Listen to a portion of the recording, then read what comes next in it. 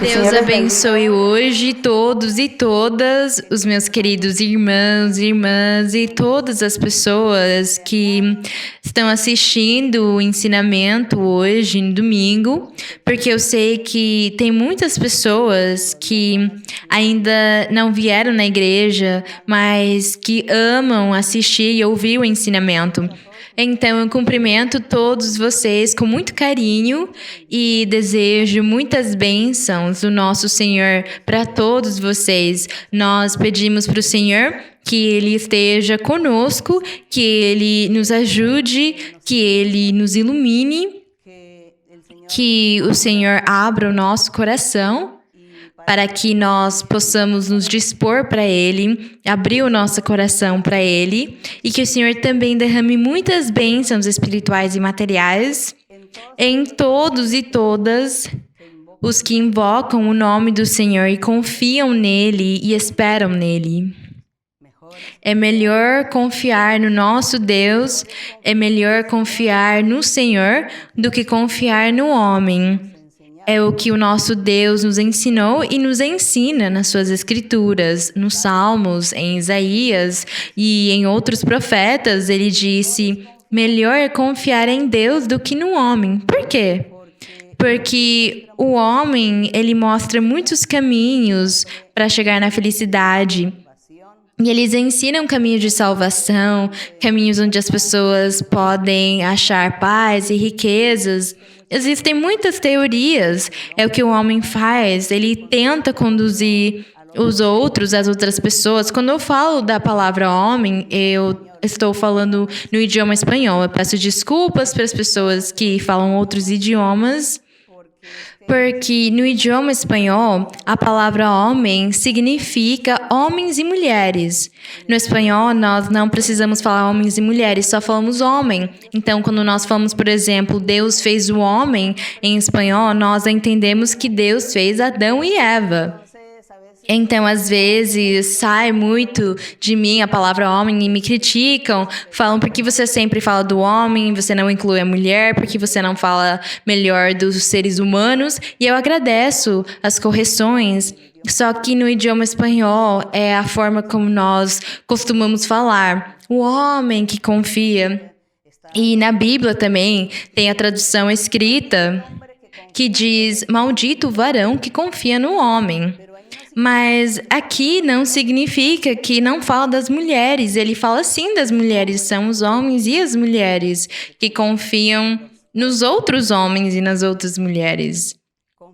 Confiam porque, como eu disse para vocês, eles mostram diferentes caminhos de salvação, de perfeição, de riqueza, de muitas coisas na vida. Mostram isso e falam para as pessoas, vocês precisam fazer isso e acreditar nisso para vocês serem felizes e terem dinheiro, terem paz. Mas acontece que os seres humanos, eles não conseguem fazer nada. Eles não conseguem providenciar isso, porque somente Deus é quem dá a paz e a felicidade. Somente Deus.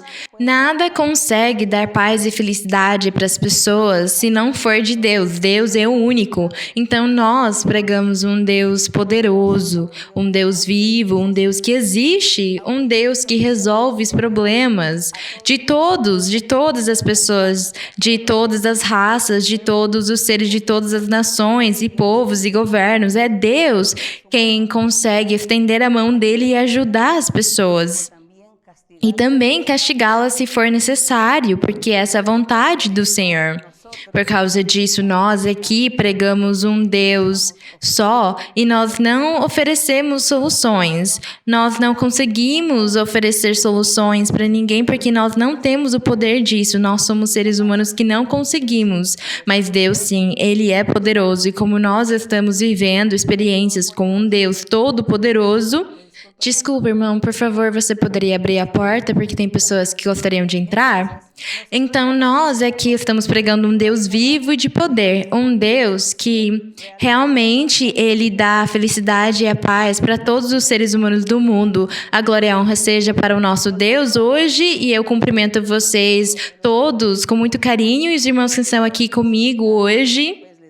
E eu peço para vocês se sentarem, ficarem confortáveis nas suas casas.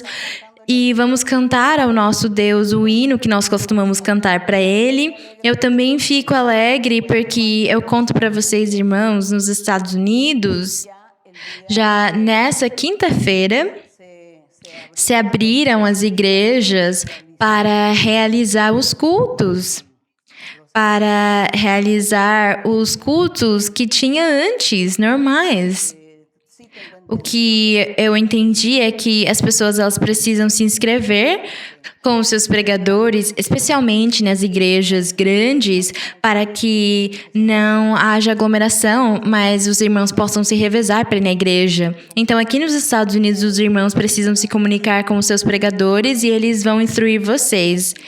Mas agradecemos ao Senhor pela abertura dos cultos nas quintas-feiras. E não se esqueçam que nas segundas e nas terças, os templos, as igrejas estão abertas, nas sextas também, para o louvor. Em alguns lugares também abriram aos sábados. Então, vocês precisam entrar em contato com os seus pregadores para eles orientarem vocês. Agradecemos ao Senhor por causa disso. Nós também vamos orar e pedir ao Senhor pelas restantes nações, pelos outros países onde a igreja está, para que o Senhor permita a abertura dos serviços, dos cultos, para que nós possamos honrar o nosso Deus. E, bom, nós vamos cantar o nosso Deus hoje, um hino que chama Eu Fui Escolhido por Deus, é o hino 220.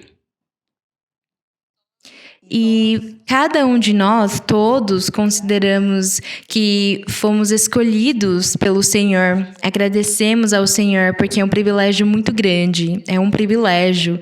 Então, a letra desse hino, a mensagem dele é muito formosa. Vamos cantar ao Senhor.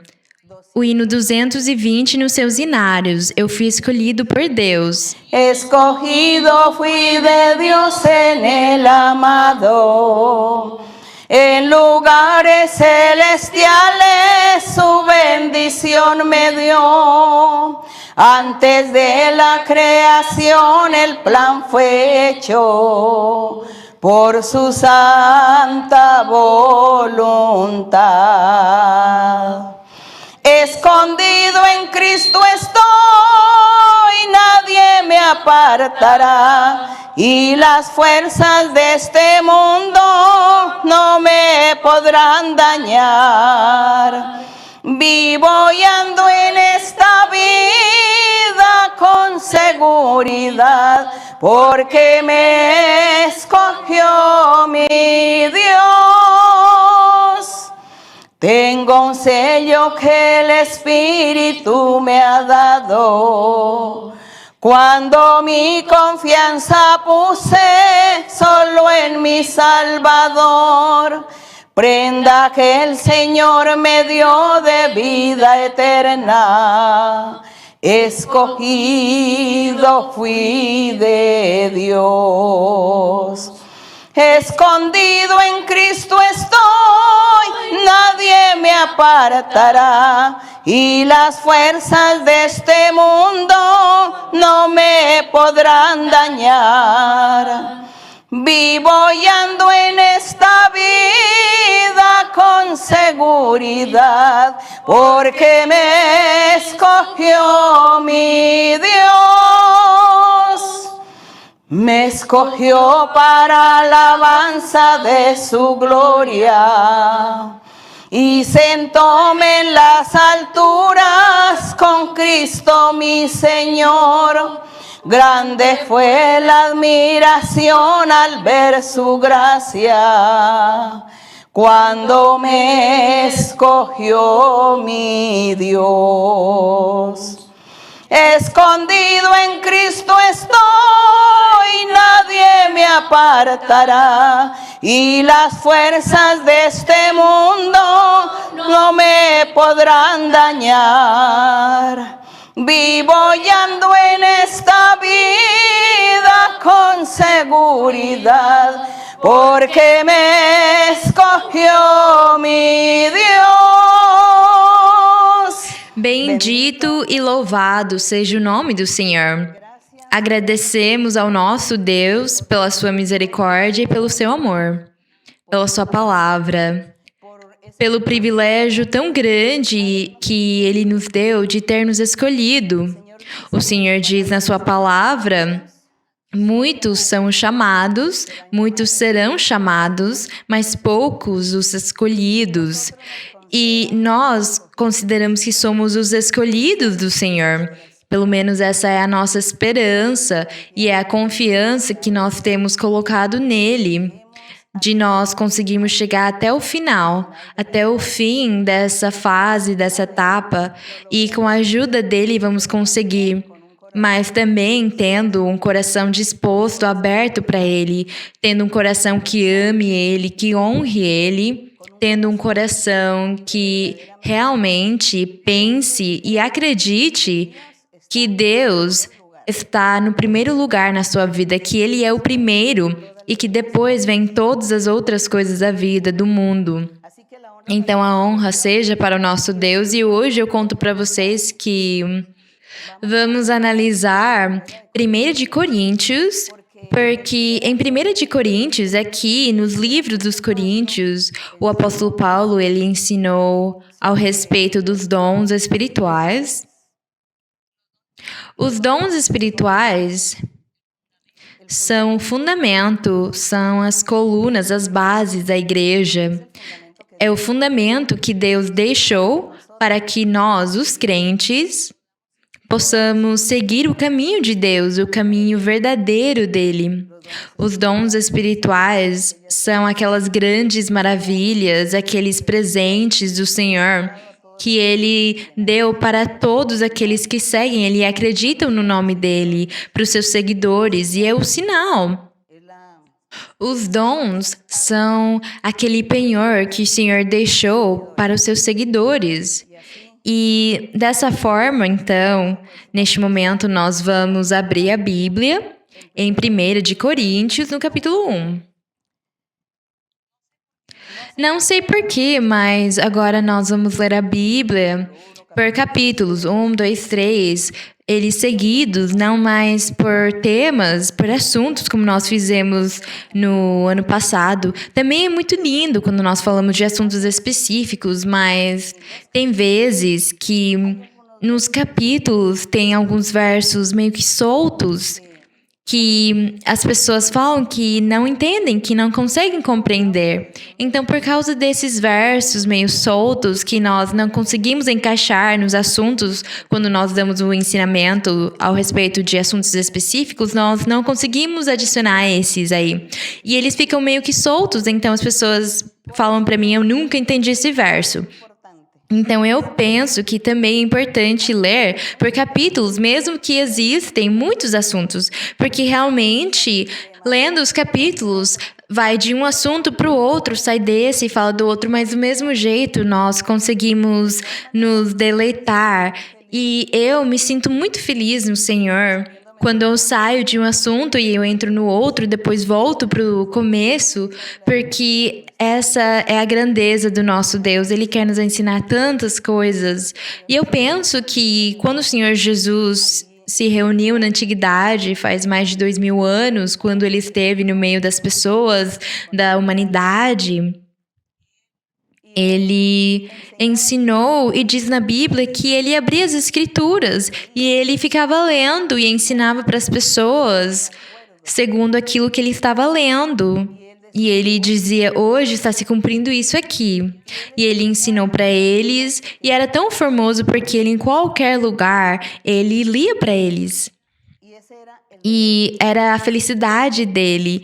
E ele ensinava para eles naquela época. Na verdade, as pessoas não conseguiram escrever tudo que ele falou. E é tão triste, eu fico com muita dó de pensar que não ficou escrito tudo que o Senhor fez durante aqueles 3 anos que ele pregou o Evangelho. Eles não conseguiram escrever tudo e, se foram escritos, acabaram se perdendo no decorrer do tempo, e nós temos muito poucas referências, mas elas são suficientes para que nós possamos entender e consigamos imaginar também tudo. E nós temos o Espírito Santo que fica nos ajudando para entender, para relembrar e para adicionar também muitas coisas que poderiam ter acontecido. Agradecemos Ele porque o Espírito Santo é quem nos ensina, e o Senhor tinha razão em dizer que Ele iria embora, mas que o Consolador viria para nos orientar, nos consolar e nos ensinar. E agradecemos ao Senhor por causa disso. Em 1 de Coríntios, no capítulo 1, vamos ler no verso 4. No verso 4, mas é que no começo tem o apóstolo cumprimentando os coríntios. Era uma igreja que ficava numa ilha que chamava Coríntio, na Grécia. E lá, o apóstolo, durante o percurso dele, eles conseguiram abrir muitas igrejas lá durante as viagens que eles faziam na igreja primitiva. E aí eles se comunicavam por meio de cartas, enviando eles em barcos pelos correios. E ele cumprimentou as pessoas da igreja, falando aqui que ele foi chamado para ser apóstolo. E aí, então, depois dele cumprimentar as pessoas, no verso 4 ele falou: "Dou graças a meu Deus continuamente por vós." Ele esclareceu aqui que ele agradecia a Deus e ele orava pela igreja de Coríntios, mas aqui nós vamos achar muita doutrina para nós mesmos. Não somente para a igreja de Coríntios, mas também para nós hoje. E ele disse: "Dou graças a meu Deus continuamente por vós, pela graça de Deus que vos foi dada em Cristo Jesus, porque em todas as coisas fostes enriquecidos nele, em Cristo." Ele quis dizer para eles que aquela igreja de Coríntio foi enriquecida na palavra e na ciência, no conhecimento, na doutrina, na palavra de Deus e nos dons espirituais. Diz aqui que eles foram muito enriquecidos por todas as coisas que o Senhor tinha prometido que daria aos seus seguidores, que Ele daria para eles doutrina, a palavra de Deus, o conhecimento, e encher eles do seu espírito, ia dar para eles os dons espirituais. E no verso 6 diz: "Assim como o testemunho a respeito de Cristo tem sido consolidado em vós."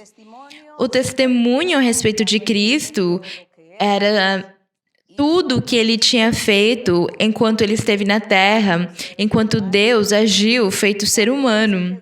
Quando diz aqui que Deus se fez homem, se fez como um ser humano para estar no meio da humanidade por algum tempo, eu já ia dizer com os homens, mas ia acabar ofendendo as pessoas, e eu não quero ofender ninguém. Quando ele esteve com a humanidade. Então, diz no verso 7, "De tal maneira que não vos falta qualquer..." O apóstolo aqui disse para a igreja de Coríntios que não vos falta qualquer dom, não fazia falta nenhum dom para eles. Deus tinha dado todos os dons para eles. Então ele disse: "Vocês são privilegiados, porque vocês receberam todos os dons espirituais, vocês têm toda a ciência e o conhecimento, a palavra do nosso Senhor Jesus Cristo." No 8 diz: "O qual também vos garantirá até o fim, para que sejais irrepreensíveis no dia de nosso Senhor Jesus Cristo." Quando ele disse que não vos faz falta qualquer dom, o único que fazia falta para eles era a manifestação do Senhor Jesus Cristo, era o que eles estavam aguardando nessa época. E a manifestação do Senhor Jesus, o que isso quer dizer? No verso 7, nas últimas linhas, ele falava, era ao respeito da segunda vinda do Senhor. Quer dizer, da vinda do Senhor nas nuvens. A primeira vinda do Senhor foi quando ele veio e pisou na terra, a terra física. Mas na segunda vinda dele, ele não vai mais pisar a terra, ele só vai chegar até as nuvens e daí ele vai nos recolher. Então, essa é a segunda manifestação do Senhor Jesus que eles estavam esperando.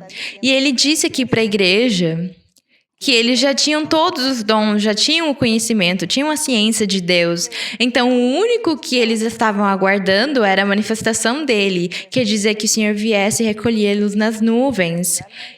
E é claro, parece um pouquinho egoísta esse pensamento, porque eles não se lembraram que o evangelho do Senhor tinha ainda que ser pregado pelo mundo todo.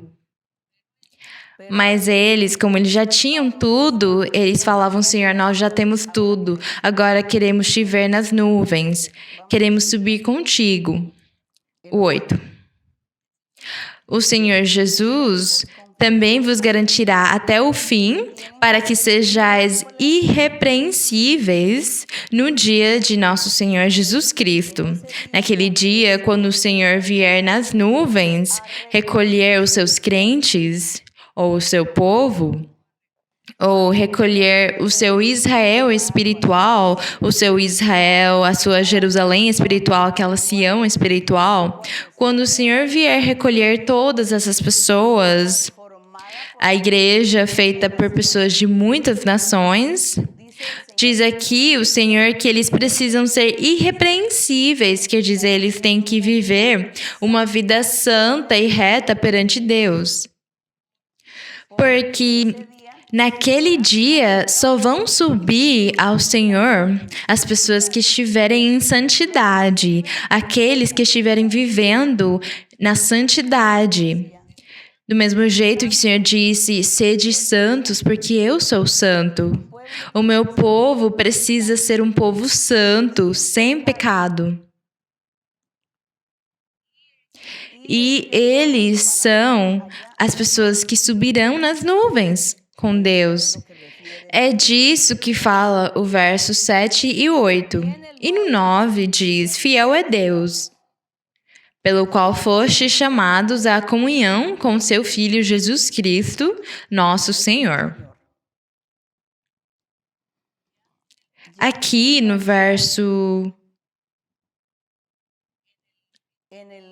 mesmo capítulo 1, aqui o verso que segue, o apóstolo, ele admoestou humanamente os irmãos lá, porque eles estavam criando umas certas divisões, falando: não, é que eu sigo Paulo. Outro falava: não, eu vou seguir o apóstolo Apolo. Outro falava: não, eu vou seguir o apóstolo Cefas.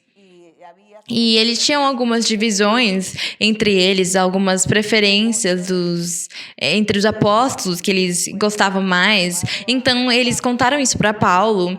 E Paulo disse: não, aqui não tem que ter divisão nenhuma, vocês têm que ser seguidores do nosso Senhor Jesus Cristo, seguidores de Deus, daquele plano de Deus, sigam Ele. E não fiquem olhando os instrumentos, olhando as pessoas que Deus usa para que vocês fiquem indo atrás dessas pessoas especificamente. Mas é que naquela época tinha abundância de profetas, de apóstolos, tinham muitos apóstolos e profetas, mesmo que Paulo disse que o Senhor tinha feito ele ser o último dos apóstolos, mas na verdade não é assim. Naquela época ele disse que ele foi o último dos apóstolos, como se ele fosse uma adição não tão importante daqueles 12 que andaram com o Senhor, mas não foi assim, porque depois o Senhor revelou para o próprio apóstolo Paulo que o Senhor Jesus, na igreja, colocaria apóstolos, profetas, evangelistas, pastores e mestres para a pregação da palavra do Senhor no mundo todo. Então, naquela época, quando a igreja começou, tinha muitos profetas e muitos apóstolos. Pela natureza humana, as pessoas tentavam apoiar mais um irmão do que o outro, porque com certeza aquele irmão, ele era mais sorridente, ele era mais carinhoso, ele falava com palavras mais meigas, aquele irmão é mais paciente, mas o outro eu não quero porque ele fica me dando bronca, ele é muito forte, ele fica me corrigindo o tempo todo. Então, por causa de todas essas interações ou incompreensões, talvez, o apóstolo, ele disse para eles: tomem cuidado com as divisões. Ele disse que Deus tinha dado o seu trabalho para cada um e cada um tinha que fazer bem o seu trabalho e que eles tinham que respeitar e valorizar as pessoas que Deus usava. Nós temos que amar e valorizá-los do jeito que Deus ensinou o povo de Israel, que eles tinham que amar e respeitar Moisés, porque ele era o homem que Deus tinha colocado para ser o guia deles. Deus disse: honrem ele, respeitem ele. Então eles amavam ele, respeitavam ele, valorizavam ele, e isso é muito bom, isso é reto, justo e necessário. Mas se esquecer das coisas de Deus ou de Deus para ficar indo atrás de uma pessoa, de fulano de tal, por exemplo, isso aí não está certo. Então nós temos que ser sábios para seguir o Senhor, mas ao mesmo tempo amar e respeitar as pessoas que são usadas por Deus, que foram usadas e ainda vão ser usadas por Deus. Nós amamos, respeitamos eles, ouvimos eles, aprendemos muito deles, mas Deus está no meu coração, então eu preciso agradar a Deus cumprindo os mandamentos dele e fazendo a vontade dele. Aqui no verso 4, nós vamos continuar lendo no verso... Não, o 18. Nós já lemos o 4, vamos agora ler o 18. Porque, como eu disse para vocês, eu pulei aquela parte das divisões, eu já falei para vocês, mas no verso 18, o apóstolo ele continuou ensinando para todos, disse, porque a mensagem da cruz, diz aqui, porque a mensagem da cruz é loucura. O que significava isso aí? Porque ele disse que a mensagem da cruz é loucura para os que se perdem. Porém, para nós que somos salvos, é o poder de Deus. A palavra, a mensagem da cruz, é o poder de Deus. Mas era loucura para os incrédulos. E o que foi que aconteceu? O que significava a mensagem da cruz?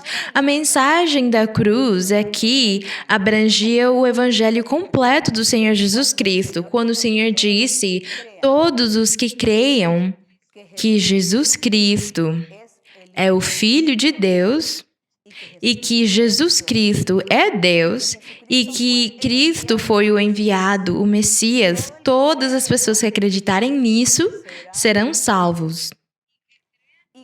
E aquelas pessoas que acreditem que Cristo ele viveu, esteve na Terra durante um determinado período de tempo e que depois ele foi crucificado numa cruz, ele foi pendurado de um madeiro.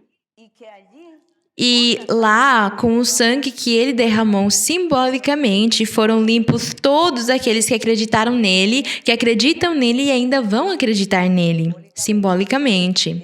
Esse sangue que foi derramado faz mais de 2000 anos. Isso é o Evangelho, e essas são as boas novas de salvação. Aquele que acreditar nele desfrutará disso, mas o que tem que se acreditar nele? Que ele é Deus, que ele é o Filho de Deus, que foi o enviado de Deus e que na cruz ele foi pendurado, sacrificado e lá ele derramou o seu sangue. Isso é o Evangelho. Essas são as boas novas, eu falo de novo. Isso chama a mensagem da cruz. Essa aí é a mensagem da cruz, a palavra da cruz. Abrange todo esse conteúdo. Então diz aqui a mensagem da cruz. E eu diria o evangelho do nosso Senhor Jesus Cristo, que é acreditar que Ele é o Filho de Deus, que Ele é Deus, que Ele é o Salvador, que Ele é o único caminho, que nós temos que confiar e acreditar nele, que Ele vai nos perdoar e que Ele vai nos dar a vida eterna. Essa é a mensagem da cruz. Mas diz aqui que é uma loucura para os incrédulos, para aqueles que não querem aceitá-lo, ou ainda não vão querer aceitá-lo. Mas para os que somos salvos, é o poder de Deus se manifestando. Glorioso é o nome do Senhor. É o poder de Deus se manifestando. E nós, hoje, desfrutamos desse poder de Deus. Agradecemos ao Senhor pela mensagem da cruz. Obrigada, Senhor. No verso 19 diz, pois está escrito... Aqui, o apóstolo, ele fez referência a uma escritura, uma profecia que está em Isaías, no capítulo 29 de Isaías, no verso 14. Deus falou pela boca do profeta Isaías e disse: destruirei, no verso 19, destruirei a sabedoria dos sábios e descartarei o entendimento dos entendidos. Quando? Quando fosse se manifestar o Messias, o Salvador, o enviado de Deus, quando ele viesse na terra, Deus iria destruir a sabedoria dos sábios e ia descartar o entendimento dos entendidos. Porque Cristo Jesus seria o todo de todos. Ele é a sabedoria, Ele é o entendimento, Ele é a inteligência, Ele é o Deus de paz, de amor, Ele é o enviado, Ele é o Salvador, o precursor, é Ele. E no verso 20, diz que em Isaías 44, 25, diz... Aqui foi escrito o verso só para nós não termos que ir até Isaías. No verso 20 diz o que está escrito em Isaías 44, 25. Onde está o sábio? Quando fosse se manifestar o Salvador, quando fosse se manifestar o Messias, aquele que viria na terra. Deus perguntou para todos eles e disse: onde está o sábio? Onde está a pessoa que sabe mais? Mais do que o enviado que eu coloquei no meio de vocês. Onde está o sábio? Onde está o letrado? Onde está o inquiridor deste mundo?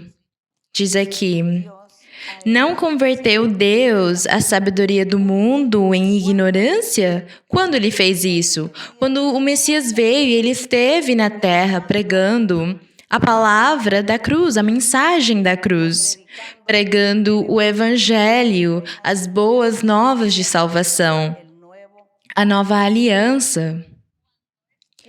Quando isso aconteceu, então diz aqui que Deus, ele converteu a sabedoria do mundo em ignorância. E aí então não tinha mais sábios, não tinha mais letrados. Todos ficaram impressionados. Eles ficaram silenciados porque eles não conseguiram responder para o Senhor, eles não conseguiam contestar a doutrina dele, o ensinamento dele, eles não conseguiam negar o poder dele e os sinais, os milagres, os prodígios, tudo o que ele disse e o que ele fez. Ninguém conseguiu tirar isso dele, e muito menos quando ele conseguiu ressuscitar ao terceiro dia. Então, realmente, eles ficaram humilhados, os sábios tiveram de se esconder. Esses versos que Deus já tinha falado pela boca de Isaías do que ia acontecer quando o Messias se manifestasse. A sabedoria dos sábios ficou no chão. O Senhor, Ele é poder, Ele é sabedoria, e a sabedoria vem do alto, a sabedoria é do nosso Deus. E aqui no verso 21 diz: uma vez que na sabedoria de Deus, o mundo não conheceu a Deus por sua sabedoria. Agradou a Deus salvar os crentes pela loucura da pregação.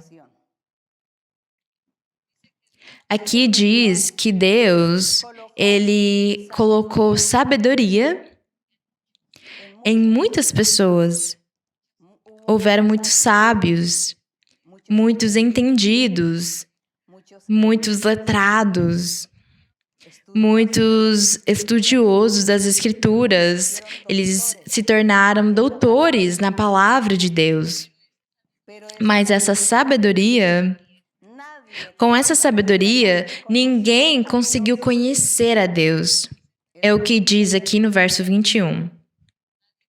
Ninguém conheceu a Deus por essa sabedoria. Por causa disso, diz aqui que agradou a Deus salvar os seus crentes, salvar os seus seguidores,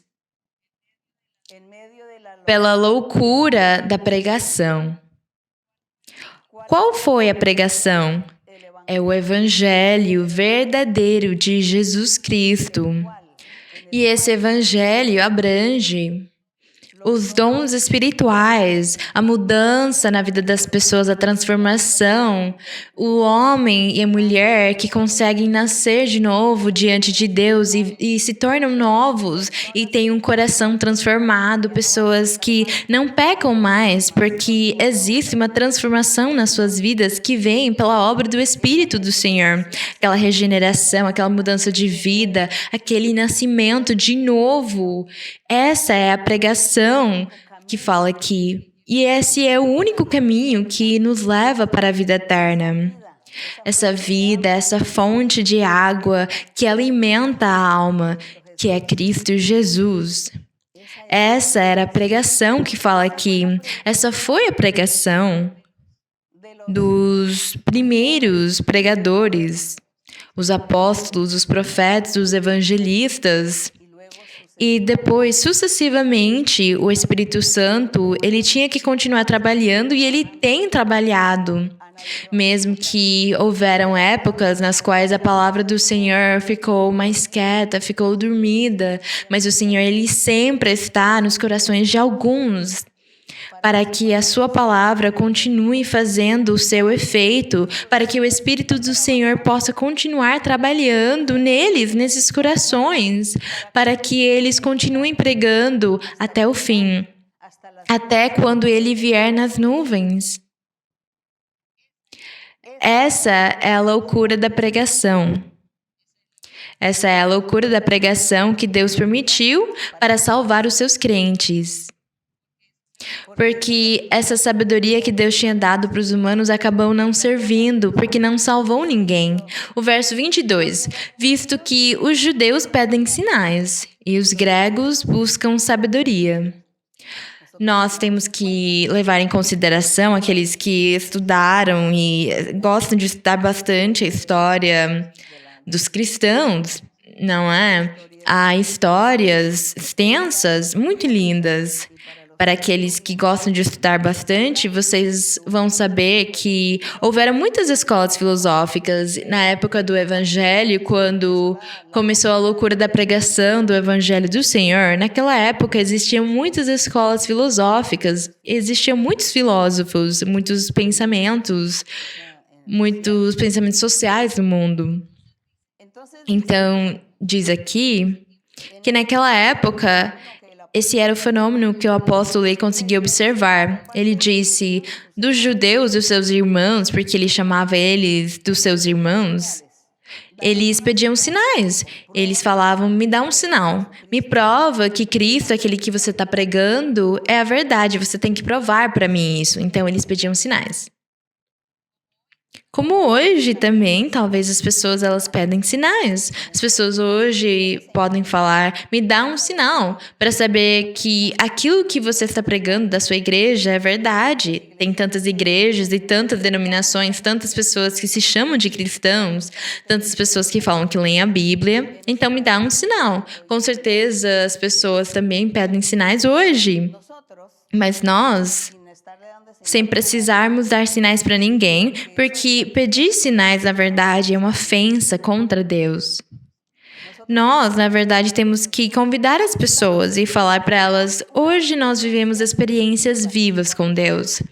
Nós sentimos um Deus vivo e real. Nós sentimos Ele na nossa congregação, nós vemos Ele na nossa vida e no nosso coração, porque Ele tem nos dado dons espirituais. Ele permitiu que nós falássemos em outras línguas que não são as naturais que nós falamos, as normais, os nossos idiomas. Então eu sei que isso é Deus, porque a Bíblia fala disso. Então eu vejo que aquilo confirma o que eu estou vivendo na minha vida. Então, eu convido você para vir na minha congregação e viver essa experiência. Nós temos os dons espirituais, dom da profecia, dom de impor as mãos para curar, para dar liberdade, para tirar bruxarias e feitiços. Se você quiser, pode vir na minha igreja para você também ser feliz e conseguir desfrutar da presença de Deus. É o único que nós, ou eu, posso fazer com vocês.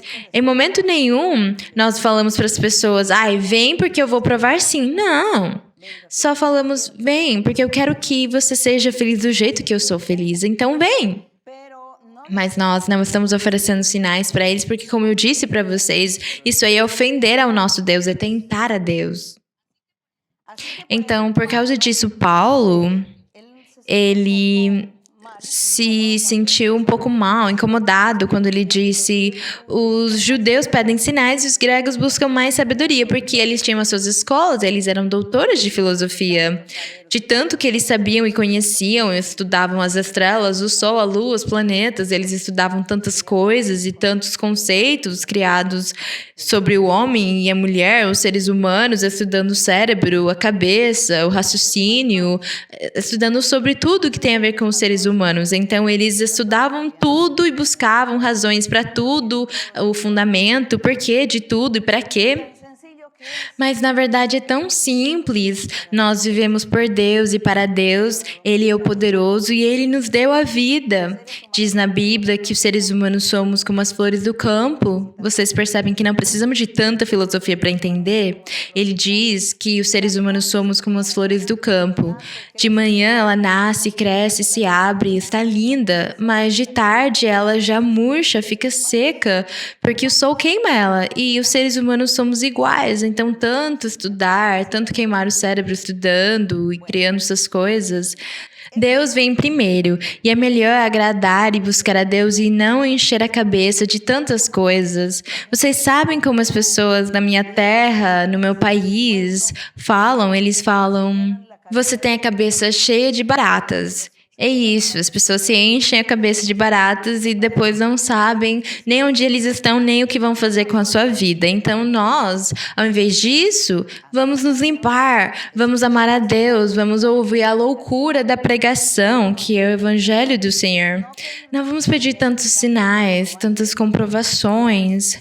Se você quer ser feliz e ter paz, então vem na igreja para Deus e o Espírito Santo falar com você na profecia e você vai ser feliz. Você vai começar uma vida nova no Senhor. Então, o apóstolo Paulo, ele ficava triste por essas situações e nós hoje também vivemos a mesma coisa que o apóstolo Paulo passou. No verso 23, depois ele falar que os gregos buscam sabedoria, se formar mais, obter mais doutorado de filosofia, e os judeus pediam sinais, mas nós, os que ouvimos a loucura da pregação, nós, porém, pregamos a Cristo crucificado. Certamente tropeço para os judeus naquela época, não é?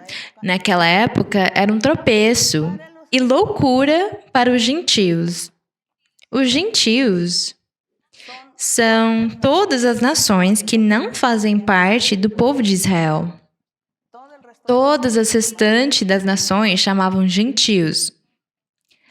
Todas as nações que existiam, seja egípcios ou gregos, de onde eles fossem, eles eram gentios.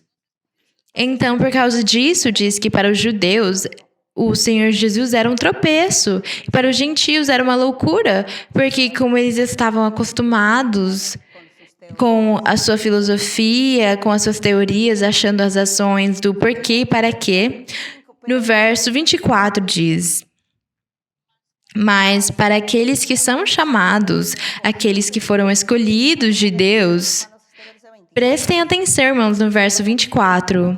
Mas para aqueles que são chamados por Deus, aqueles que receberam a loucura da pregação, os escolhidos que acreditaram no Senhor, assim os judeus como gregos, assim os judeus como gentios, que é a mesma coisa, Cristo é poder de Deus e sabedoria de Deus. Então, a melhor filosofia, o melhor filósofo é o nosso Senhor Jesus Cristo. Então, Cristo é o poder de Deus e a sabedoria de Deus. Então, se alguém tentar negar o nosso Deus ou tentar negar a Cristo, aquilo não é bom. Porque o nosso Deus é o tudo em todos. Verso 25. Porque a loucura de Deus é mais sábia que os homens. A loucura, observem. Por acaso Deus tem alguma loucura? Não. Deus não é louco. Mas o apóstolo, ele falou aqui com os nécios, com os incrédulos, e disse para eles: se tivesse alguma loucura em Deus, alguma loucura de Deus, aquela pequena loucura que Deus tivesse seria ainda mais sábia do que a humanidade. Aqui diz que os homens, não é? Mas como eu disse para vocês no começo, quando diz aqui sobre os homens, fala sobre os homens e as mulheres, porque está sendo traduzido do espanhol. Em outros idiomas, com certeza, a palavra homem tem que ir acompanhada da palavra mulher nos outros idiomas. Só que em espanhol, a palavra homens pode significar homens e mulheres. Não vamos nos esquecer para ninguém ficar ofendido, se sentir ofendido, por favor. Eu vou ler de novo o verso 25, que diz que aquela loucura que Deus pudesse ter seria ainda mais sábia que toda a humanidade. E a fraqueza de Deus, diz. Porque por acaso Deus tem alguma fraqueza? Claro que não, mas ele disse, imaginem se tivesse, só para fazer vocês entenderem, se tivesse alguma coisa fraca de Deus, seria ainda mais forte do que todos os homens, toda a humanidade. Então é para vocês perceberem como é Deus, quem é Deus e o que é Deus. No verso 26, ele disse, olhai, pois, irmãos, vosso chamado. Quando ele diz sobre o chamado, ele falou sobre aquela decisão que nós tomamos de seguir o caminho do Senhor. Isso aí é o que nós chamamos de chamado. Que não há muito sábio segundo a carne, diz aqui. Ele disse, vocês não são filósofos, nem sábios, nem eruditos, pessoas letradas, vocês não são poderosos, vocês não são ricos, nem têm terras. Vocês são pessoas humildes e simples que Deus chamou e escolheu, e pela vontade dele, ele colocou nos corações dessas pessoas simples o seu espírito, para que o espírito dele reine nos corações de todas essas pessoas, para que elas louvem ele, glorifiquem ele, busquem ele.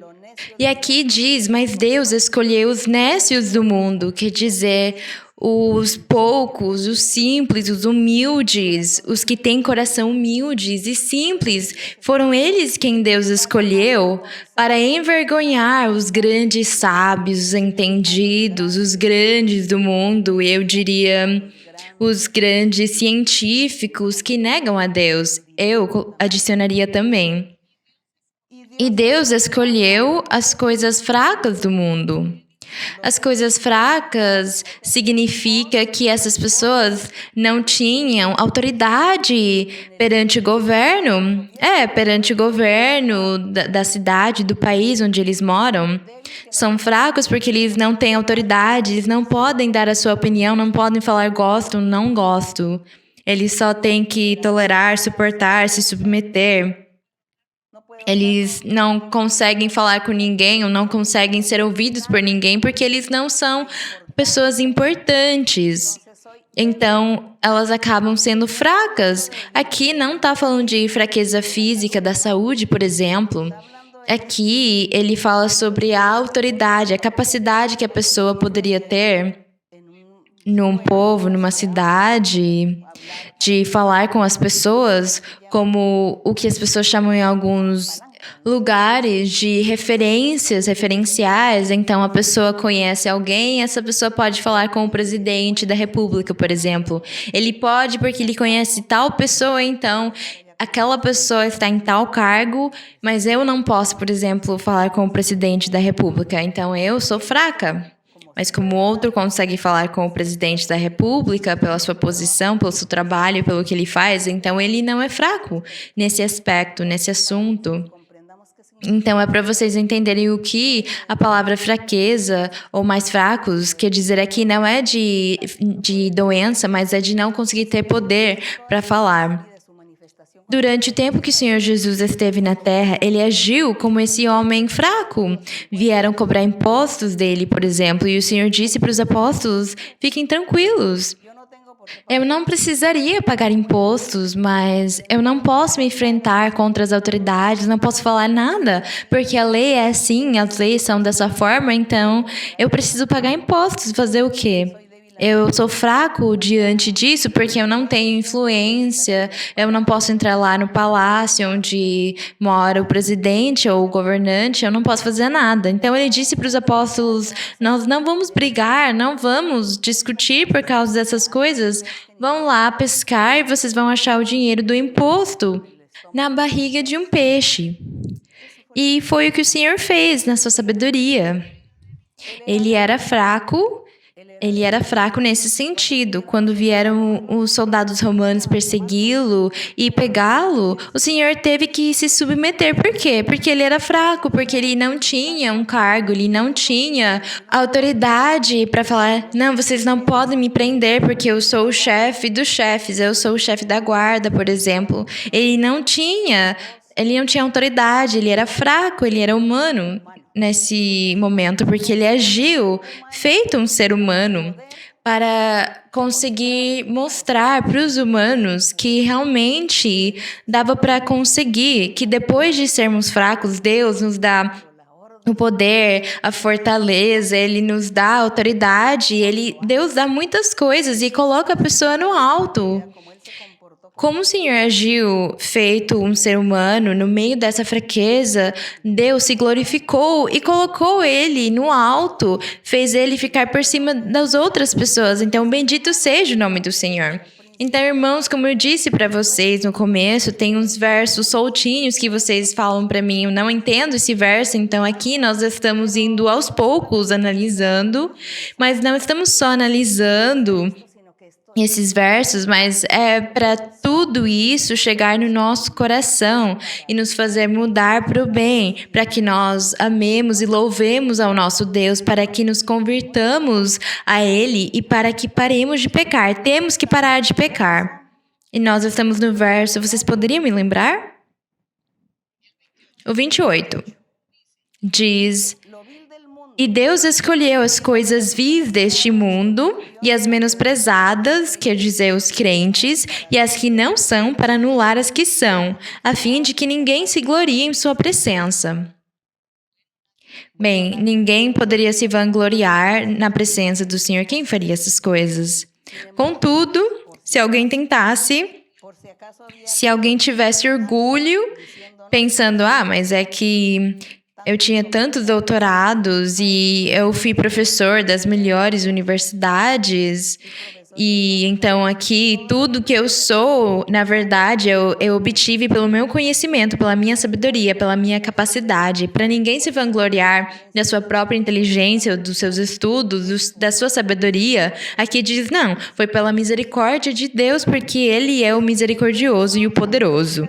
No verso 30 diz: mas pelo nosso Deus, por obras suas, tais vós em Cristo Jesus, o qual se tornou da parte de Deus sabedoria, justificação, santificação e redenção.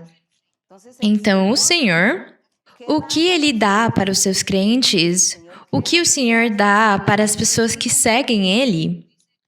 Diz aqui que no meio da sua sabedoria, da sabedoria do Senhor, Ele também dá sabedoria para os seus filhos, justifica os seus filhos e os seus crentes, não vai condená-los, pelo contrário, vai salvá-los, vai santificá-los para que eles vivam uma vida santa e reta e um dia Ele dará para eles a vida eterna depois de justificá-los e perdoar os pecados deles e limpar eles e ajudá-los a viver uma vida nova no Senhor. Então, Ele dará para eles a vida eterna.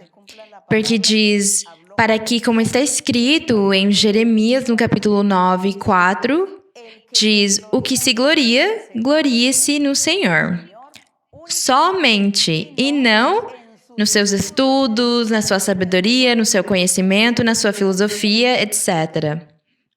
Somente em Deus é que uma pessoa, homem ou mulher, devem se gloriar, somente em Deus. Pela loucura da pregação, pela mensagem da cruz, que nós aprendemos hoje, a mensagem da cruz ou a loucura da pregação. ou a grande sabedoria e a grande ciência que Deus dá, porque é Ele quem tem essa ciência, essa sabedoria. O restante são só esforços dos homens e das mulheres, mas se eles não souberem aproveitar aquilo não vai levar para nada bom, aquele conhecimento, aquela sabedoria. E eu vou me estender um pouquinho também, lendo o capítulo 2, porque o capítulo 2 é a continuação. E aqui, neste capítulo 2, no verso 1, diz: Eu, irmãos, quando fui a vós, o apóstolo disse para eles, depois de ter explicado para eles, ele falou: quando eu fui a vós, na minha visita anterior, não vos fui anunciando o testemunho de Deus com excelência de palavras ou de sabedoria. Eu não fui como um filósofo, como um letrado. O apóstolo disse, pois resolvi não saber entre vós coisa alguma, senão pregar para vocês a Jesus Cristo e este crucificado. Foi o que eu fiz com vocês, é o que ele disse. Preguei para vocês Jesus Cristo crucificado e apresentei-me entre vós com fraqueza, temor e muito tremor. Por quê? Porque lá ele também tinha sido ameaçado, que iam prender ele, que iam apedrejar ele, que ele seria chicoteado, que iam tirar a vida dele, por ele ficar pregando aquilo sobre Cristo, por estar ensinando a respeito de Cristo. Então ele esteve com fraqueza lá. Porque ele não tinha autoridade, ele não era um grande filósofo lá, ele não era o grande doutor em filosofia, o diretor da melhor escola filosófica, para que pudesse ser recebido com honra, para que ele pudesse ter sido protegido ou guardado pelos militares. Ele disse, não. Eu me apresentei só com o poder de Cristo, pregando sobre Cristo que tinha sido crucificado. É o que eu fiz no meio de vocês da outra vez, quando eu fui ficando exposto a perigos. Por causa disso, ele disse, apresentei-me entre vós com fraqueza, temor e muito tremor. E eu imagino ele teria que usar as cavernas, as covas, os labirintos, os sótãos, não sei como que falam, o sótão, basement, o que tem embaixo da terra, que tem tantas escadas e buracos por baixo. Ele devia usar tudo aquilo para escapar dos seus inimigos quando ele pregou lá, quando ele pregou Cristo lá, quando ele pregou a palavra, a mensagem da cruz lá, com a loucura da pregação. E ele disse que ele estava com fraqueza e muito temor, porque ele sofreu perseguições, mas Deus salvou, guardou e protegeu ele. Ele até contou numa ocasião que ele estava numa cidade e já iam pegar ele para levar ele preso, porque iam matá-lo. E ele disse que uma mulher colocou ele dentro de uma cesta e jogou ele de um muro com uma corda para que ele pudesse ser salvo. Deus salvou ele e Paulo escapou, porque o Senhor disse para ele, ainda não é o teu tempo. Então segue pregando, porque eu vou te guardar. Bendito seja o nome do Senhor. Isso é o que se chama pregar com fraqueza. E ele disse, apresentei-me entre vós com fraqueza, temor e muito tremor. E no 4 diz, e nem minha palavra, nem minha pregação foram com palavras persuasivas de sabedoria humana, de filosofias humanas, não é? Daquela filosofia humana, mas em demonstração do Espírito Santo e do poder de Deus.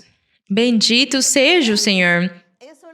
Isso que é importante, que nós hoje oferecemos também para as pessoas, quando convidamos elas para vir na igreja, falamos que o Senhor está se manifestando com poder, que o Senhor, Ele se manifesta com poder, o seu Espírito está em meio de nós. E ele se manifesta, e ele nos dá bênçãos, e ele nos faz milagres, ele faz prodígios, ele faz curas, e ele também converte a alma, converte o coração das pessoas, e nós não pecamos mais, porque o Senhor tira de nós aquela fraqueza pecaminosa, a fraqueza do pecado. Ele nos limpa. Então é isso o que nós ofertamos para as pessoas, aquele Deus poderoso que Paulo pregou desde aquela época. Aquele mesmo Deus está hoje conosco e nós temos aqui o nosso Deus. Ele está hoje conosco e é esse Deus que nós ofertamos, que nós convidamos as pessoas a virem, que ainda não sentiram essas experiências com Ele. E agora que as igrejas vão reabrir, tomara que vocês possam chegar e ter a oportunidade do Espírito de Deus falar com vocês por meio do dom da profecia. E aqui Paulo disse no verso 5, para que vossa fé não esteja fundamentada na sabedoria dos homens, mas no poder de Deus. E é realmente assim. Hoje nós também, a nossa fé, a nossa confiança em Deus não está fundamentada nas teorias humanas, mas no poder de Deus que se manifesta no meio de nós. Porque Deus está se manifestando, Ele se manifesta no meio de nós, e é por causa disso que nós acreditamos que Deus existe e que o Evangelho do Senhor Jesus Cristo existe até o dia de hoje e ainda vai continuar existindo até quando Ele vier nas nuvens pelo seu povo. No verso 6 diz, aqui eu vou roubar uns minutinhos de vocês. Contudo, falamos sabedoria entre os que alcançaram maturidade. Aqui Paulo falou que nós tínhamos que falar de uma sabedoria que é muito importante. A sabedoria humana não é tão importante quanto a sabedoria que Deus dá para os seres humanos, para os seus crentes, para os seus seguidores. E esta. Contudo, falamos sabedoria entre os que alcançaram maturidade, os que alcançaram o conhecimento do Senhor, do Evangelho, aqueles que conseguem entender e compreender. E sabedoria não deste mundo, nem dos príncipes deste mundo que desaparecem, mas falamos a sabedoria de Deus em mistério, a sabedoria oculta, a qual Deus predestinou antes dos séculos para a nossa glória. Essa sabedoria qual é?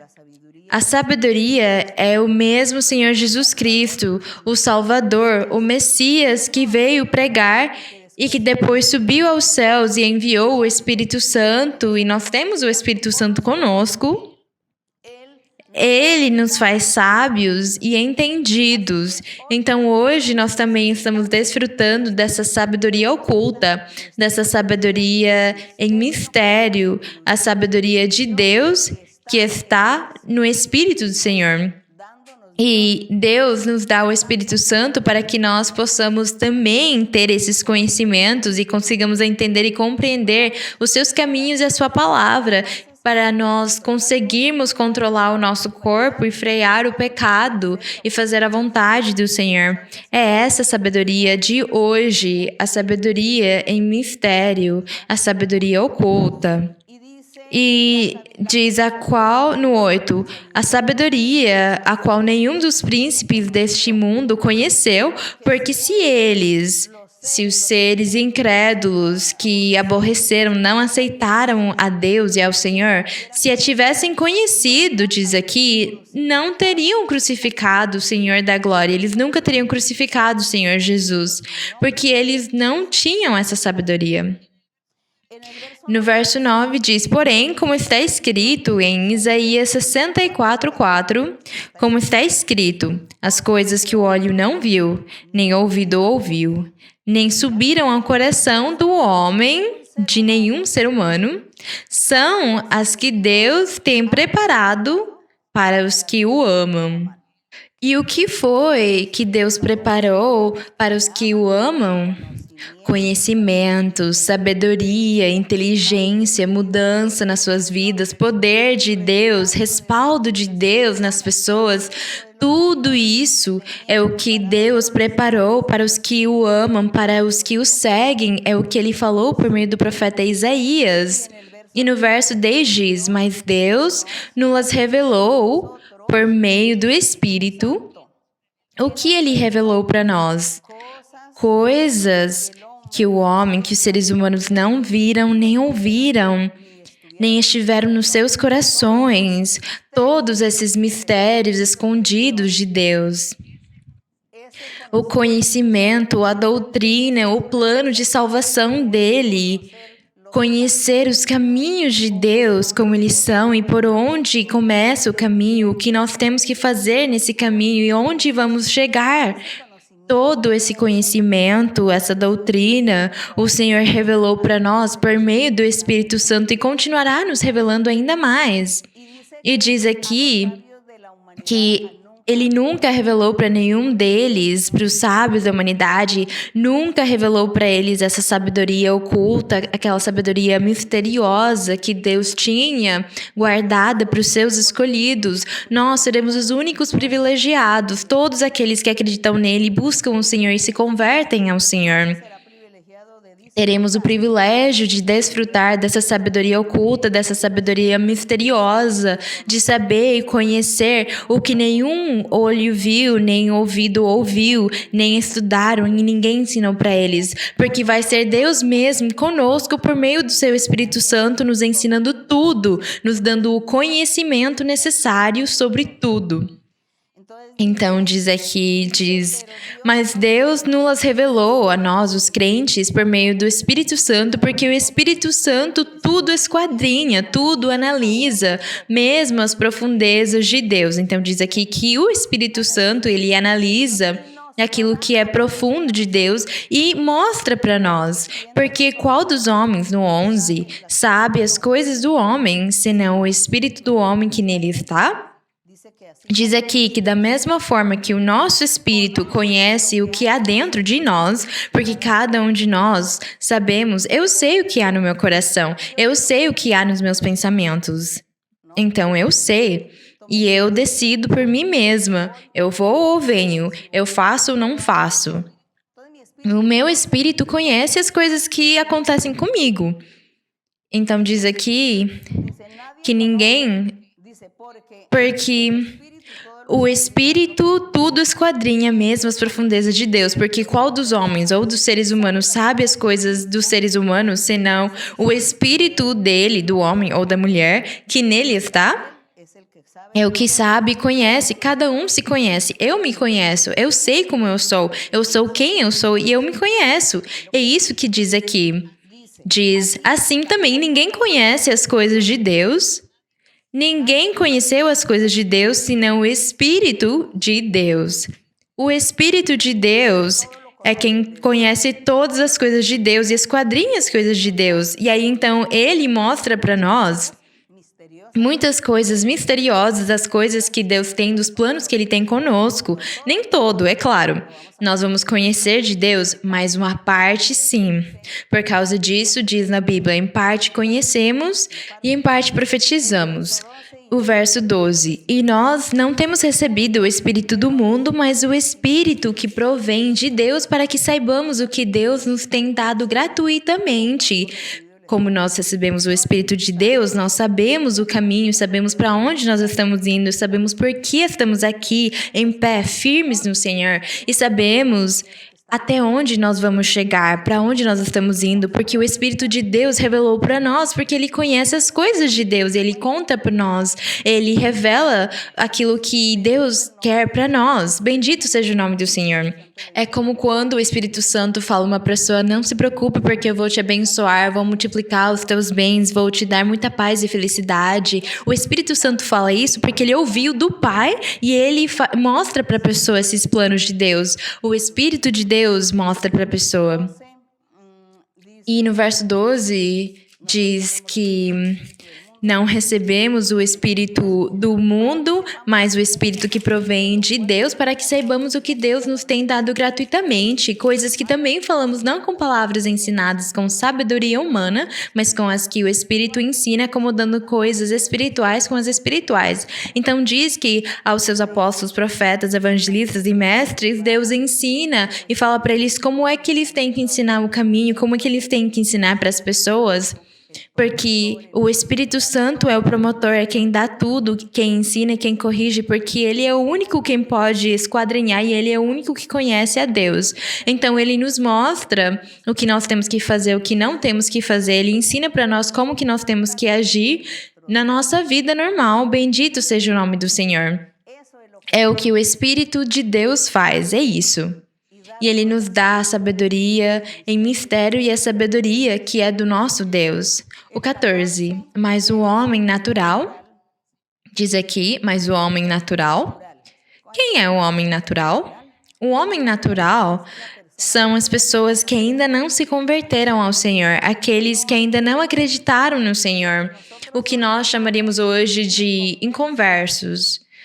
Os inconversos, aqueles que ainda não se converteram. Eu não sei se essa palavra consegue ser entendida em todos os idiomas mundialmente. Não sei, vocês que me corrijam, mas nós, em espanhol, falamos o inconverso, que é o homem ou a mulher do mundo que não conhecem o Evangelho, que não conhecem a palavra do Senhor, não conhecem a Bíblia. Eles são os inconversos, aqueles que não se converteram ainda. Então, diz aqui, mas o homem natural, e eu diria, melhor, o homem inconverso, não compreende as coisas que são do Espírito de Deus, porque para eles são loucuras. E isso é verdade. É verdade. Eu penso que os irmãos que estão aqui comigo, eles já passaram pela experiência de alguém falar para eles: vocês estão loucos? Como assim Deus fala? Isso aí é uma loucura. Com certeza alguém falou já para vocês isso. É uma loucura falar que Deus fala. Quem disse isso para você? Eu nunca ouvi falar disso. É o que os inconversos, os homens naturais falam, porque eles não tiveram ainda experiências com Deus. Então vamos ler de novo o verso 14, que perguntam muito para mim sobre ele. O homem natural ou inconverso que nunca ouviu falar do Evangelho do Senhor não compreende, não percebe as coisas que são do Espírito de Deus, do Evangelho do Senhor Jesus, porque para eles são loucuras e não as pode conhecer, porque se discernem espiritualmente. O que isso significa que se discernem espiritualmente? Que aquela pessoa precisa primeiro vir na congregação para imporem as mãos nela, para dar profecia para ela, e aí então Deus cura ela, fala com ela, e quando o Espírito Santo fala ao fundo do coração dela, aquilo que tem lá no fundo do coração dela, então a pessoa fala: é verdade, realmente é verdade, é o que diz aqui. Porque se discernem espiritualmente, para que a pessoa possa discernir espiritualmente que Deus existe, que Deus se manifesta, que Ele fala, ela precisa primeiro passar pela experiência. Então, nós impomos as mãos nela, Deus fala com ela, fala pro fundo do coração aquilo que está oculto, fala: você está muito triste porque acabou de morrer um ser querido, e eu vou te consolar. Então, a pessoa pensa: mas quem contou para você que o meu parente morreu? Quem foi? Tem que ser uma pessoa muito especial. Aí você fala: foi Deus mesmo, porque eu não tinha contado a minha vida para ninguém. Então aí eles começam a discernir espiritualmente aquilo que tinha sido pregado para eles, tinha sido ensinado para eles. É a forma que Deus age aqui. Diz que o homem natural não consegue compreender nem perceber até eles passarem, viverem essa experiência. O 15 diz aqui: porém, o espiritual, aquele que é o crente, o espiritual significa o crente em Cristo Jesus, aquele que já anda no caminho do Evangelho. Nós chamamos ele do espiritual. Não significa que quando falamos que ele é espiritual, quer dizer que ele é santo perfeito. Não, não é isso. Não vão ficar confusos entre a palavra espiritual com a pessoa que é perfeita. Vamos dizer assim, o Senhor Jesus, ele foi um homem perfeito. Os apóstolos foram homens espirituais, porque eles acreditaram no Evangelho. Nós, que temos acreditado, somos espirituais, porque nós temos acreditado no Senhor. Mas para que Deus um dia fale para um de vocês, ou fale para um de nós: você é perfeito diante de mim? Isso aí é bem diferente de ser espiritual, mas todos somos espirituais porque todos já conhecemos a palavra do Evangelho, a obra do Evangelho. Não fiquem confusos entre a palavra espiritual e a palavra perfeito, são duas coisas diferentes, é isso. Então no 15 diz: porém, o espiritual, o crente, discerne todas as coisas. Por quê? Porque ele já recebeu o batismo com o Espírito Santo, ele já sabe o que é falar em línguas, ele já sabe o que é profetizar. Então, o espiritual, como ele viveu essa experiência, ele acredita, por isso ele discerne todas as coisas, diz aqui. Mas ele não é julgado por ninguém, quer dizer, pelo inconverso, pelo homem natural, que não teve ainda experiências. Aquele que já viveu as experiências espirituais de falar em língua, de receber um milagre, uma sanidade na sua vida, uma cura na sua vida, ele poderia falar para o outro: você não pode me criticar, eu conheço sim, porque eu tenho passado pelas experiências e você não viveu aquilo ainda. É o que o espiritual faz com a pessoa em conversa, falaria para o homem em conversa, ou para a mulher, o homem espiritual. Bem, a Bíblia me salva quando eu falo o homem. Diz, porque quem conheceu a mente do Senhor, nós estamos lendo no 16, porque quem conheceu a mente do Senhor, quem poderá instruí-lo para que possa instruí-lo? Ninguém. Mas nós, os crentes em Cristo, temos a mente de Cristo, ou nós poderíamos dizer que somos espirituais. Nós, os crentes, somos espirituais, ou temos a mente de Cristo. E qual é a mente de Cristo? A pregação, a salvação, o plano de salvação, amar a Deus, valorizá-lo, louvá-lo, glorificá-lo e viver uma vida santa e reta. Essa aí é a mente de Cristo. Foi a mente que o Senhor teve para ensinar quando o nosso Deus começa também a nos ensinar. Então, a mente do Senhor Jesus Cristo, Ele deu também para nós. E a mente dele é andar no caminho da retidão. Buscar a Deus com todo o nosso coração, louvá-lo, agradá-lo e glorificá-lo, ler a Bíblia e aprender de Deus todos os dias da nossa vida, porque Ele é o sábio e a sabedoria é dele. A salvação é dele, o caminho de salvação que ele oferece para nós. Então, todos vocês foram convidados, estão sendo convidados agora, que algumas igrejas já conseguiram abrir nas segundas, nas terças e nas sextas. Algumas já abriram também nas quartas e nos sábados. Nas quintas aqui nos Estados Unidos, a igreja também vai se abrir agora, um dia domingo. Como hoje, nos Estados Unidos, todas as igrejas estamos assistindo ao vivo o ensinamento. Eu cumprimento, aliás, todos os meus irmãos assistindo agora. E em diferentes lugares do mundo, no decorrer da vontade do Senhor, as igrejas vão começar a se abrir e nós informaremos vocês, mas vocês também corram atrás disso para vocês conseguirem ir na igreja e viver essa experiência maravilhosa de ter um Deus sábio, um Deus poderoso, um Deus que tira de nós aquela fraqueza e nos coloca no alto. Agradecemos ao nosso Deus e vamos orar ao Senhor. Nós vamos orar ao nosso Deus. E se vocês têm parentes, se vocês têm família no hospital que estão doentes pelo Covid, também há muitas pessoas doentes em casa. E outros têm outros tipos de doenças diferentes. Vocês todos, se vocês conseguirem levantar as mãos, levantem as suas mãos. Ou coloquem as suas mãos no coração e peçam para o Senhor. Pelas suas famílias, por vocês mesmos. Com todo o coração, peçam para Deus. E confiem no Senhor. Porque Ele está nos ouvindo e Ele vai nos abençoar e vai nos curar. Então, vamos fazer isso mesmo. Também há outro tipo de necessidades, por exemplo, as pessoas que têm sido vítimas de bruxarias e feitiços, vamos pedir ao Senhor também. Vamos orar. Padre Celestial, Creador de los cielos y la tierra, nuestro Dios poderoso, nuestro Dios sabio y entendido, porque tú eres sabiduría. La sabiduría de lo alto, la sabiduría que ningún ser humano ha tenido jamás. Eres nuestro creador y nuestro dueño. Nosotros dependemos de ti, dependemos de tu misericordia, de tu amor. Dependemos de tus promesas. Esperamos el cumplimiento de tu palabra en nuestras vidas. Siempre estamos esperando en ti porque mira, Señor, todas las aflicciones y todo lo que acontece en nuestro alrededor. Las tristezas, las amarguras, el quebranto. Mira la violencia, Señor.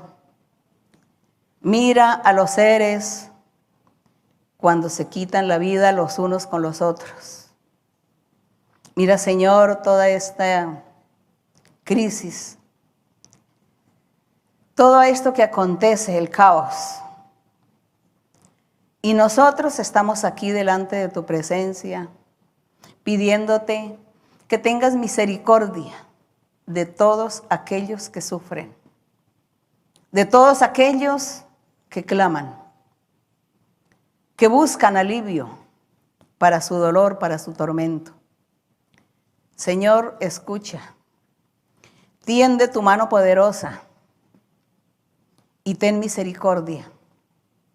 Liberta a los cautivos, sana a todos los enfermos, quita y reprende todo virus, toda enfermedad psíquica, toda brujería y toda hechicería. Reprende, Señor, todo espíritu malo que viene a hacerle males a los seres humanos. Destruye, Señor, esa obra maligna, esas maldiciones. Y ten misericordia de todos nosotros. Escucha y mira a todos aquellos que te estamos clamando, Señor. Ayuda, Señor, a aquellos que no pueden razonar, no pueden coordinar sus ideas. Y ellos no pueden orar, ellos no pueden presentarse sabiamente delante de ti, porque no les permiten los espíritus. Han dominado su cerebro, su cabeza y no pueden pensar, no pueden hablar. Y sufren. Pero ellos tienen familia, tienen personas a su lado que sufren y que te claman y te piden por ellos. Haz los milagros, mi Señor, haz milagros y señales y ayúdanos para que nosotros podamos cumplir con nuestro deber de evangelizar, de hablar de tu palabra, de trabajar en tu viña, para ganar muchas almas para el reino de los cielos, para que muchos lleguen a tu presencia, para que muchos te alaben, te honren, te glorifiquen porque tú eres digno. Sí, mi Padre, en el nombre de tu Hijo Jesucristo de Nazaret, te lo pedimos, mi Señor. Gracias, Señor, escucha nuestra oración. Gracias te damos. Gracias, Padre Santo. Quita, Señor, todos los conflictos, todos los disturbios y todas aquellas cosas que suceden en algunos países. Ayuda, Señor, a la gente a pensar en ti y a pensar en el camino ordenado, en el camino de la rectitud. Ayuda a todos, Padre, en el nombre de Cristo Jesús. La gloria y la honra sean para ti, desde ahora y para siempre. Amén. Gloria al Señor. Vamos cantar ao Senhor o coro 142, que chama Alegria eu tenho sempre. Alegria no nosso coração, no meio das tribulações e das tristezas. Nós somos alegres no Senhor, porque estamos esperando a misericórdia dEle, esperamos que Ele se manifeste, que Ele ouça as nossas orações e será dessa forma. Eu sei que o Senhor vai nos ouvir, que Ele já nos ouviu. Então vamos cantar o 142, Alegria eu tenho sempre. Alegría tengo siempre en Jesús mi Salvador. Él me da un gozo sin igual y yo canto de su grande amor. Alegría tengo siempre en Jesús mi Salvador. Él me da un gozo sin igual y yo canto de su grande amor. A honra e a glória sejam para o nosso Deus. Muito obrigados, meus queridos irmãos e irmãs. Deus abençoe todos e todas as pessoas pela primeira vez também. Eu amo vocês com todo o meu coração. Deus abençoe vocês grandemente e até mais. Para as crianças, beijos e muitos abraços para todos vocês. Obrigada.